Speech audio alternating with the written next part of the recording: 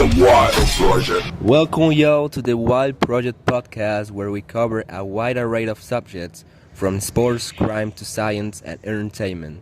In this episode, we're gonna embark to a journey to explore the dark side of Japan, shedding light on the aspects often overlooked by the country's vibrant culture and image. Most of the time we hear about wonders coming from the land of the rising sun, like great anime, manga, discipline, perfection, and more. However, today we're going to set all that aside to focus on the darkest aspects of this society that you don't know about.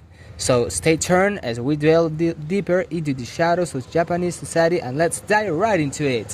One of the topics we're going to talk about is the depressed society in Japan, how the exploitation in work causes the people commit karoshi or suicide coming from laboral exploitation. This is karoshi, the term.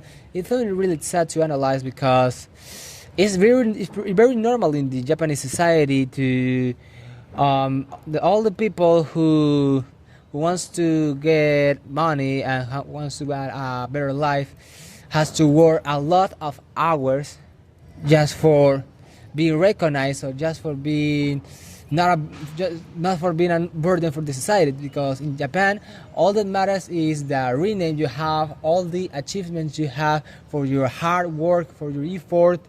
And if you doesn't reach that expectations, your family and the society wants to put on you, that becomes you in a burden for the society. Something really sad if you think about it. There's this other term, I don't know if you have heard about it.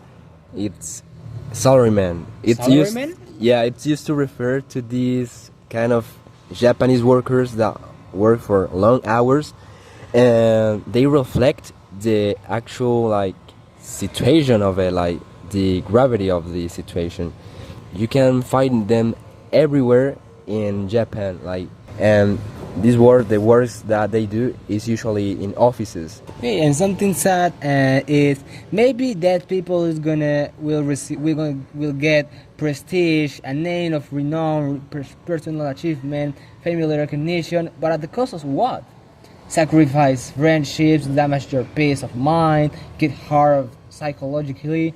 The human being is reduced to a machine which fulfills a couple of functions of roles. Actually, in an animation company of anime called MAPPA, many of the employees had a lot of trouble last year because of the short time frame to animate episodes. Workers rest only 3 hours a day, and many of them committed suicide, or they tried to show their managers, if this situation continues, I'm gonna commit suicide, or I can't handle this risk of job anymore. And this enterprise of animation probably we're gonna to broke this year if this situation continues.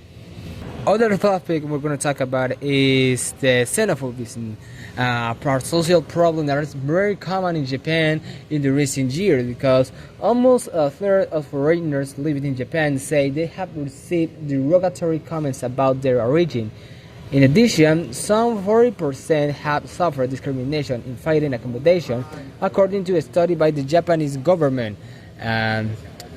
Because many of the foreigners from countries like China, Korea, and Latin America, it is very usual to hear insults. According to many evidence and many news we will read about this problem. What do you think about xenophobia? Do you think it's a social problem that all societies has?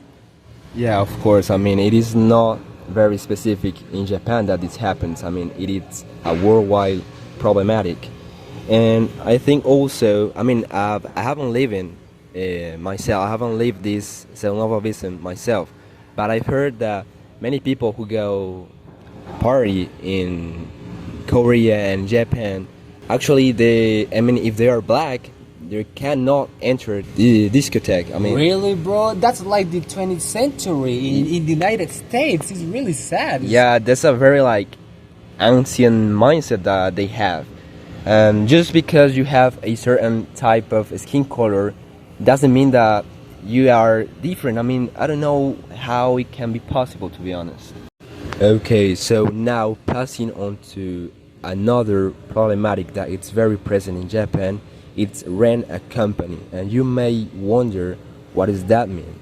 Okay, so there's agencies that offer the service of renting partners or friends just to avoid feeling lonely, and this reflects, yeah, this reflects how sad this society is because of work, as we just mentioned before, and all this stuff. I mean, they resort kind of to these kind of services so they can have someone to tell their problems, to count on somebody, or just like to hang out with someone to hang out with, you know. And the prices also ranges from $100, and it depends actually. The price of this depends on what type of services you want.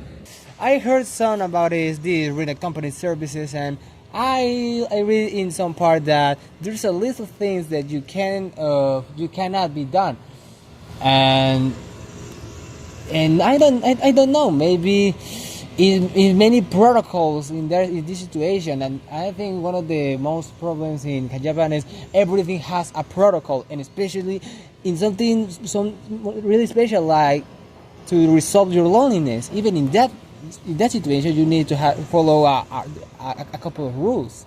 Yeah, that's very true. And this activity, this service, are very promoted, are very popular in Japan. I mean, it's so promoted that you can even see advertisements everywhere on the street, and it is just in public. So you can call one of these women who provides this service, and you can get it. Last but not least, we're gonna talk about relationships. Well, relationships, really, even for relationships, there's a protocol in Japan. What's going on with this country? Yeah, sure, man. Like having a girlfriend, a Japanese girlfriend, and a Japanese wife can be significantly different. In which aspects? Well, it is important. First of all, it is important to understand their intentions from the beginning, so you don't make yourself false expectations. Hey? It's okay. I'm gonna start describing the Japanese girlfriend, how they behave. So, basically, they characterize for having a childish behavior because when they don't get what they want, they can barely control their emotions, and they can even extrapolate their anger in other regards. So, for example, when you arrive home late, she can like argue with you and stop talking to you like for a whole week. No hard feelings, right? Yeah, and this at the end this leads to a non very healthy relationship where there's a lack of communication, you know. Now after marriage things can change a lot. The relationships when you get married usually becomes colder and emotionally distant. That's why it is very common to see married men and women looking for solace and excitement outside their relationships. Something is really common not in Japan, in the entire world. I mean, yeah, that's a worldwide problem, but this often ends up in infidelity, obviously, and it is very related also to the services that we talked about recently, because instead of spending time with their couple, I mean in couple, they just opt to pay for a company, and it is like nonsense for me. It makes no sense for me. So that's why I want to ask you, Walinde, if you would ever try to be in a relationship with a Japanese girl, or you prefer to have a Colombian girlfriend or a Colombian wife, because it's like she has more your mindset, your culture. Yes, of course, bro. I prefer to have a relationship with a woman from Colombia because it's very complicated to get mental peace, to have confidence, to love yourself when you are in a relationship with someone who is very complicated. In a relationship, the idea is me and my couple have mental peace, love, confidence each other. That is not just a. I'd say I prefer obviously my culture because I know my culture, and another culture like Japan, and everything is a role, a protocol. Of course, I prefer my country. Well, as a conclusion, I want to say, even if we know all know the perfection, the honor, the respect that Japanese culture involves, behind the curtain there's a lot of problems like pressure, discrimination, loneliness, people trying to get ahead, to be a functional member of society.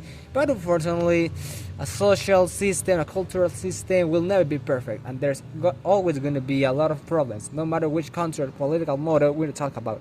Despite all the negative things that we just talked about, there's still good things in Japan that we might be missing out on.